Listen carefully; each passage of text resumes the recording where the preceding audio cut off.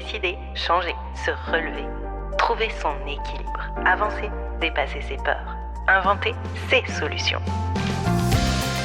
Qui a dit que travailler sur soi devait être long, pénible et fastidieux ? Surtout pas moi. Je suis Bénédicte, psychologue et coach insolite, et je te souhaite la bienvenue sur mon podcast. Ici, chaque semaine ou presque, je te propose de l'inspiration, des outils et des astuces pour construire une vie qui te ressemble. Tu viens ? On embarque ?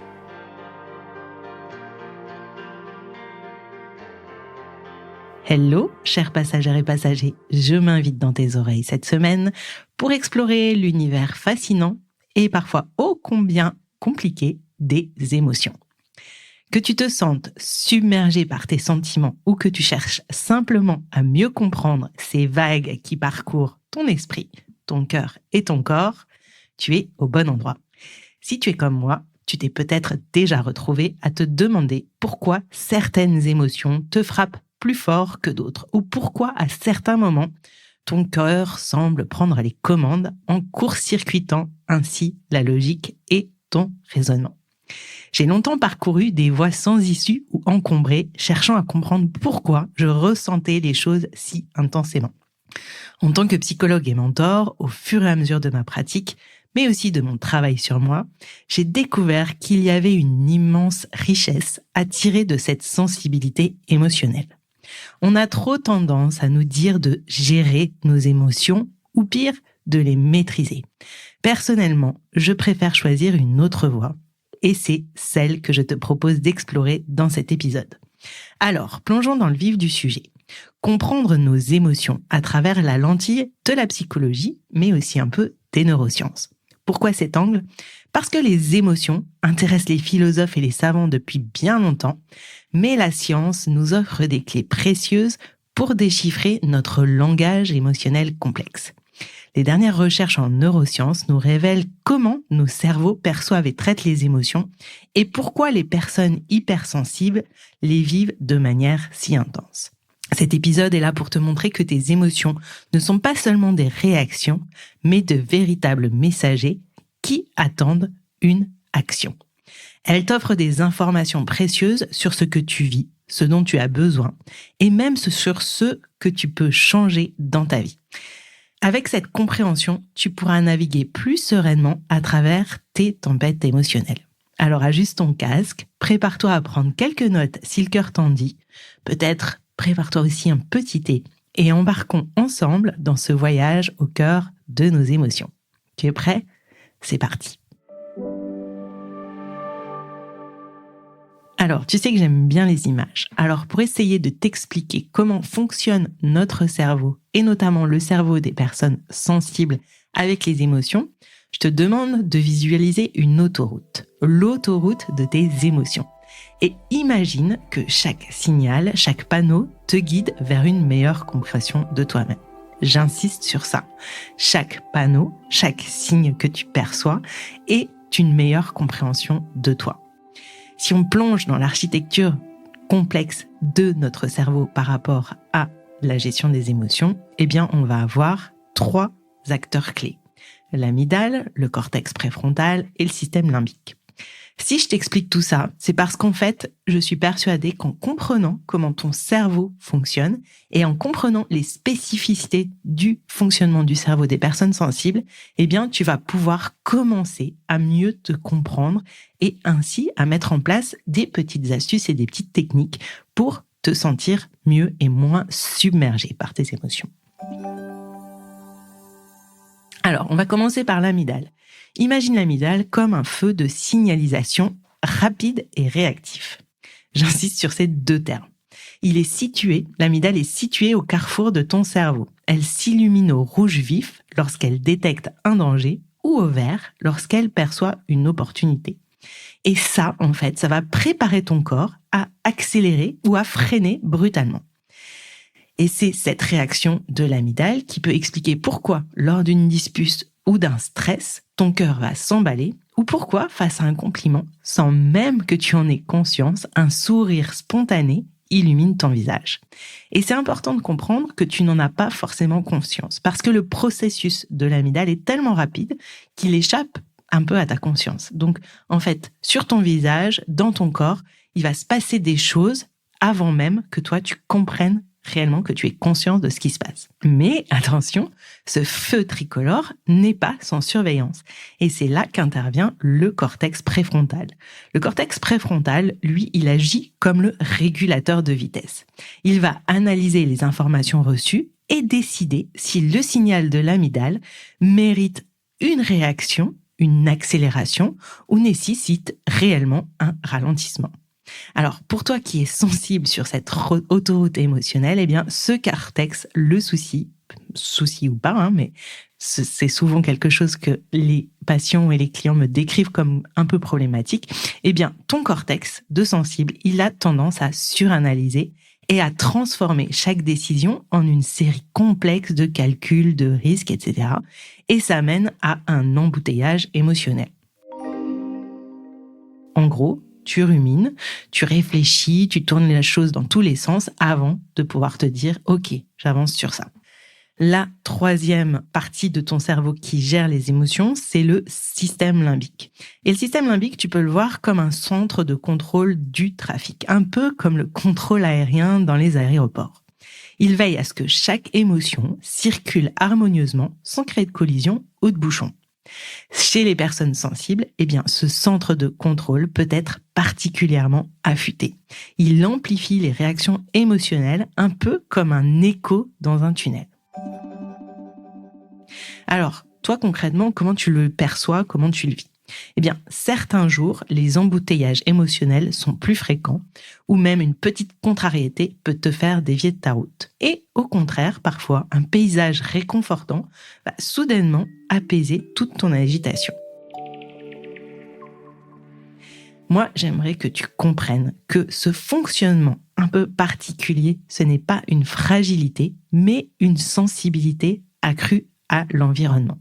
Au lieu de regarder ton GPS comme un GPS qui fonctionne bizarrement, qui fonctionne pas exactement comme tu voudrais, imagine un GPS émotionnel qui est au contraire extrêmement précis et calibré, qui te donne accès à des tout petits chemins qui ne sont absolument pas répertoriés sur les autres GPS. Tu vois, en explorant les mécanismes de cette autoroute cérébrale, eh bien, au fur et à mesure, tu peux mieux comprendre pourquoi tes réactions sont si vives et apprendre à utiliser les informations de tes émotions pour naviguer plus sereinement sur la route de ta vie. Et puis tu sais, tu n'es pas seul au volant et ensemble, je te propose de découvrir comment tu vas pouvoir ajuster ta conduite, tes paramètres, ta voiture pour rendre chaque voyage un peu plus agréable et plus serein. Ok, alors maintenant, je te propose de plonger dans la psychologie des émotions, où chaque sentiment que tu éprouves est une pièce du puzzle de ton existence. Imagine que tes émotions sont comme des signaux lumineux sur le tableau de bord de ta voiture, et c'est grâce à l'analyse de ce tableau de bord et des différents signaux lumineux que tu vas pouvoir comprendre ce qui se passe sous le capot. Alors, je te propose de plonger, d'explorer la théorie de l'appraisal, qui est en fait essentielle pour comprendre comment nous évaluons et interprétons les événements qui déclenchent nos émotions. En gros, ce qu'il faut comprendre avec cette théorie, c'est que ce n'est pas l'événement lui-même qui déclenche l'émotion, mais c'est l'évaluation qu'on en a. Je te donne un exemple. Si on change notre évaluation, on change notre émotion dans la même situation. C'est un peu comme lorsque tu rencontres un embouteillage sur ta route habituelle. Ton cerveau va évaluer rapidement. Est-ce que ça va être un petit retard ou est-ce que je vais être sérieusement en retard à mon rendez-vous ? Et c'est cette évaluation rapide qui va influencer directement ton état émotionnel. Est-ce que tu vas être frustré, résigné, en colère, dépité, effondré, etc. Eh bien, c'est l'évaluation de la situation qui déclenche l'émotion dans son intensité, mais aussi dans sa nature. Petit exemple concret. Tu reçois un email de ton chef qui te demande à te voir immédiatement. Et là, ton cœur s'emballe, tes mains deviennent moites, tu te mets à avoir un peu mal au ventre, tu te sens pas très bien, et c'est ton amygdale qui réagit en envoyant des signaux d'alerte. Mais il n'y a pas forcément d'émotion pour l'instant. Toi, tu ressens des sensations physiques. Et là entre en jeu ton cortex préfrontal et il va tenter d'analyser la situation. Peut-être pour calmer le jeu, en te rappelant que la dernière rencontre s'était bien passée et qu'il n'y a peut-être pas de quoi s'alarmer. Peut-être en amplifiant la chose en disant « Ouh là là, je vais encore m'en prendre une parce que je crois que j'ai pas bien fait ci ou pas bien fait ça ». Eh bien en fait, a priori, pour les personnes sensibles, cette réaction peut être plus intense. Les stimuli quotidiens, un regard, une parole ou même le ton d'une voix peuvent être perçus avec une précision telle qu'ils semblent porter une charge émotionnelle plus lourde. Et là, en fait, clairement, eh bien, il y a une solution pour arriver à apaiser en fait cette charge émotionnelle plus lourde. Eh bien, c'est l'auto-observation et la réflexion. Pour t'auto-observer, tu peux tenir un journal émotionnel pour t'aider à tracer la route de tes réactions au quotidien. C'est vraiment t'auto-observer pour comprendre tes émotions, noter ce que tu ressens, quand et pourquoi. Et tu commences à cartographier ton paysage émotionnel, à reconnaître des motifs, des schémas récurrents et peut-être identifier des routes plus paisibles à emprunter. En apprenant à mieux comprendre tes signaux, à les observer sans réaction immédiate, tu peux commencer à te déplacer sur ton autoroute avec une assurance plus grande. Pourquoi ? Parce que tu vas anticiper les virages serrés et les arrêts soudains sans perdre ton calme. Et tu vois, c'est un outil puissant pour tous, mais particulièrement pour toi sensible, car chaque émotion va être transformée en une opportunité ou en un risque. Et plus tu vas affiner en fait ta connaissance de toi, de tes émotions et de tes états, plus tu vas être capable de gérer ta réactivité au monde qui t'entoure. Tu vois, le problème, c'est pas les sensations et l'émotion qui en découlent, c'est ta réactivité à toi. Et ça, tu as la capacité de le gérer. En regardant sous le capot de tes émotions avec curiosité plutôt qu'avec crainte, tu peux te préparer à naviguer à la fois sur des routes plus complexes, plus difficiles, mais aussi avec plus de confiance et de sérénité. Donc tu vois, c'est pour ça que j'aime te dire que tes émotions ne sont pas de simples réactions passagères, qu'elles sont des véritables guides qui t'aident à naviguer dans le labyrinthe parfois un peu confusant de ta vie. Ces émotions, tu peux vraiment les voir comme des vérités profondes qui vont être révélées sur tes besoins, tes désirs et tes motivations. Je te redonne un exemple. Imagine que tu ressens une peur soudaine lorsqu'on te propose une nouvelle opportunité professionnelle. Au lieu simplement de repousser cette peur comme si c'était un sentiment indésirable, désagréable, imagine ce que tu pourrais faire si tu décidais de l'utiliser comme guide. Cette peur pourrait en réalité te signaler que cette opportunité, bien que brillante en surface, ne correspond pas véritablement à ce que tu cherches. Ou peut-être même, elle te montre que tu crains de sortir de ta zone de confort et elle met en lumière un domaine de croissance personnelle. Tu vois, c'est vraiment revenir à l'analyse, essayer de comprendre, de lire les signaux avec différentes options et de ressentir en toi ce qui fait le plus de sens. Pour les personnes sensibles, ces émotions sont souvent ressenties avec une intensité qui semble parfois envahissante. Eh bien, tu sais, en étant sensible, que même un léger changement peut déclencher une cascade émotionnelle. Mais chaque émotion intense est aussi une chance d'apprendre quelque chose d'important sur toi-même. La joie pourrait révéler ce qui te passionne vraiment, ce qui te motive, ce qui te met en mouvement, te guidant vers des chemins qui enrichissent ta vie. La tristesse, quant à elle, peut t'indiquer ce qui te manque ou ce que tu dois laisser derrière toi pour avancer. Les émotions comme la peur, la joie ou la colère ne sont pas des simples obstacles. Je sais qu'on dit souvent que ce sont des émotions négatives, mais en fait, les émotions, c'est un champ de plein de couleurs et c'est nous qui y mettons un aspect négatif ou positif. Si tu les considères comme des signaux lumineux, des panneaux indicateurs sur les routes de ta vie, eh bien, les émotions ne deviennent pas que des obstacles à surmonter. Si tu apprends à les écouter, à les décoder, elles peuvent vraiment diriger toi, ta vie, vers des choix plus éclairés et plus en phase avec qui tu es. Alors, pour cultiver cette écoute, commence par reconnaître et nommer tes émotions. Si ça t'intéresse d'aller plus profondément dans ce sujet, tu peux m'envoyer un mail à benedict@passageinsolite.com et pour tous ceux qui le feront, les 10 premiers, on va dire, s'il y en a d'autres, je verrai si je peux répondre à tout le monde, je vous enverrai l'outil que j'ai adapté avec ma charte graphique de la roue des émotions. Parce que très souvent, en fait, on se limite à certaines grandes émotions, à grande famille d'émotions. Mais si tu veux vraiment développer ton intelligence émotionnelle, eh bien, il faut que tu apprennes à rentrer dans la subtilité et dans les nuances de tes émotions. Comme un voyageur qui note les points de repère le long de son parcours, tiens un journal de tes émotions ou prends le temps, quand tu es dans des situations qui t'interrogent, de te dire qu'est-ce que je ressens là. Note ce que tu ressens, quand et dans quelles circonstances. Cette pratique va vraiment t'aider à détecter tes schémas récurrents et à comprendre les liens entre ce que tu vis et ce que tu ressens. En te familiarisant avec ces signaux internes, tu te prépares non seulement à mieux gérer les émotions intenses, mais aussi à utiliser ces informations précieuses pour façonner ta vie de manière proactive et positive. Prendre en compte tes émotions, ne pas les repousser, ne pas les mettre de côté, mais les traverser, c'est comme apprendre à lire une carte qui te mène vers une version plus proche de ce que tu es à l'intérieur. Alors, à présent que nous avons exploré comment les émotions peuvent servir de guide précieux, je te propose de te concentrer sur quelques techniques concrètes pour mieux gérer et utiliser tes émotions, surtout lorsqu'elles semblent te submerger. Pour toi qui ressens les choses avec autant d'intensité, maîtriser cet aspect peut vraiment changer ta vie au quotidien. Je te propose une première technique basée sur les neurosciences.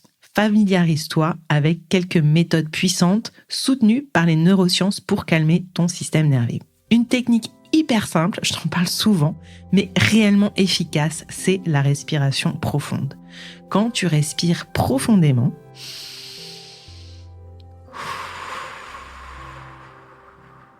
tu vois, vraiment profondément, tu envoies un signal à ton cerveau pour qu'il passe en mode repos et digère, le mode du système parasympathique.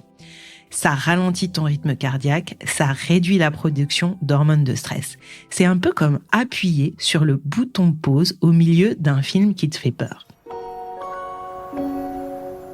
Ça te donne un moment de répit pour voir la situation plus clairement. En gros, ça te permet de te reconnecter aussi à ton ici et maintenant et aussi à reprendre de la conscience, à réactiver les fonctions cognitives plutôt que d'être uniquement dans les fonctions automatiques de ton cerveau.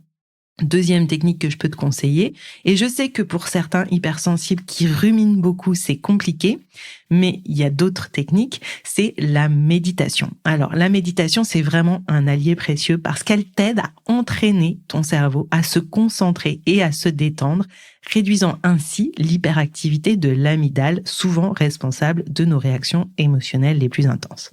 Imagine que chaque session de méditation est un peu comme une séance d'entraînement pour ton esprit, renforçant les muscles de ton attention et de ta concentration, te permettant de mieux gérer les tempêtes émotionnelles quand elles surviennent.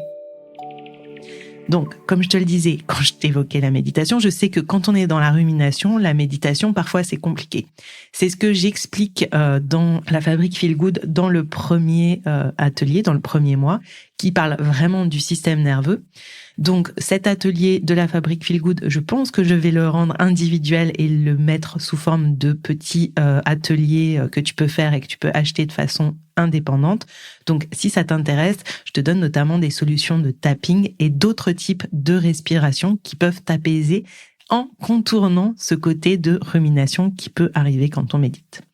Et puis, il y a des méthodes psychologiques comme par exemple la restructuration cognitive, j'en ai déjà parlé. Elle implique de remettre en question et de changer les pensées catastrophiques ou excessivement négatives qui peuvent amplifier tes émotions.